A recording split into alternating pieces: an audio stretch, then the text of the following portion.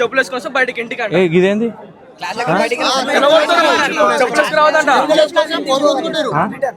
ముందుకుంటారు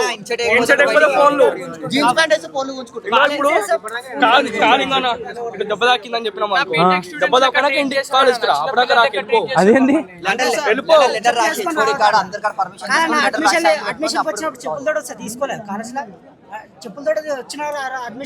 ఇప్పుడు కూడా health ఇష్యూతో రాడన్న receipt తీసుకొని వస్తాం డాక్టర్ అది దొంగ రిసిప్ట్ అంటారు. డాక్టర్ ఫోన్ అంటారు, ఫోన్ చేసి పేరెంట్స్ వచ్చి మాట్లాడారు అప్పుడు చూద్దాం అంటారు. ఈ దొంగ పనులు చేసి అలవాటు అయినట్టుంది. అంటే నాకు అర్థం కాలేదు, చెప్పులు లేకపోతే కాలేజ్ కి రాని అటెండెన్స్ పడదు, దానికి పైసలు. ఫార్మల్ సెట్టింగ్ చైనీస్ కాలర్ వేసుకురానియరు, చైనీస్ కాలర్ వేసుకొస్తే ఇంటికి కాలర్ ఉండాలంటే ఇట్లా ఇగో బట్టలు చెప్పులు వీటికి అటెండెన్స్ కి సంబంధం పెడుతున్నా అంటే ఏం దిమాగ్ ఇట్లా ఖరాబ్ అయింది అలా.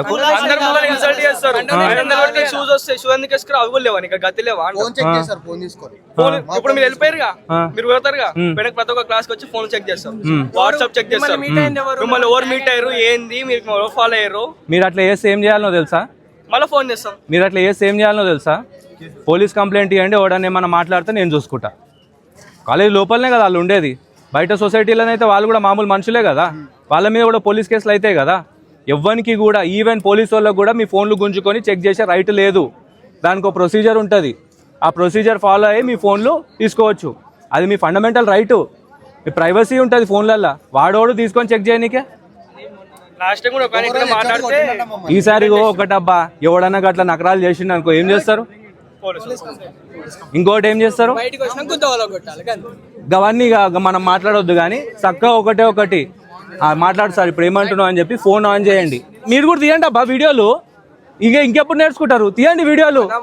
ఎవడన్నా అడిగిండు అనుకో అరే చెప్పులు లేవురా అంటే ఇగో కెమెరా ఆన్ చేసి ఆ చెప్పు ఇప్పుడు చెప్పు చెప్పులు లేవు అటెండెన్స్ ఇవ్వ అంటున్నావు కదా, నేను చెప్పులు వేసుకొచ్చినా అని మా వాడు నన్ను లోపల రానిస్తలేడు, కథం అయిపోతుంది. ఈరోజు date so and so time so and so అవుతుంది, నేను చెప్పులు వేసుకొని మా కాలేజీలోకి ఎంటర్ అవుతున్నా కాబట్టి మా వాడు లోపల రానిస్తలేడు, నీ పేరేందని ముఖంది.